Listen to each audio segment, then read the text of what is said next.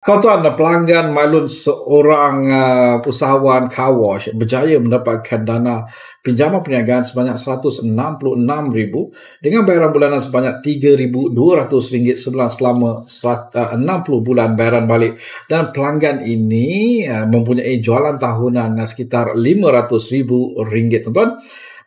Jualan tahunan RM500,000 berjaya mendapatkan dana RM166,000 dengan bulanan RM3,200 sebulan selama 60 bulan bayaran balik. Dan anda yang berniaga car wash di luar sana, mungkin juga anda perlukan dana ini. Ini adalah dana daripada agensi kerajaan dan maklum bantu anda untuk mendapatkan dana-dana seperti ini, tuan-tuan. Dapatkan khidmat nasihat berserta dengan laporan pelapor kredit anda di Mailun hanya RM50 saja. Laporan pelapor kredit berserta dengan khidmat nasihat untuk individu dan RM100 tambah untuk laporan pelapor kredit syarikat berserta dengan khidmat dan nasihat Mailun beroperasi daripada Desa Pandan Kuala Lumpur sejak tahun 2021, dan kami membantu rakyat Malaysia di atas talian ataupun datang ke pejabat pun boleh. Kami juga sudah buka cawangan kami di Plaza Kingfisher, Kota Kinabalu, dan harus diingat kempen Mailun Alam untuk rakyat Malaysia ada kesedaran semak laporan pelapor kredit sekurangnya setahun sekali supaya rakyat Malaysia tahu di manakah posisi kewangan mereka.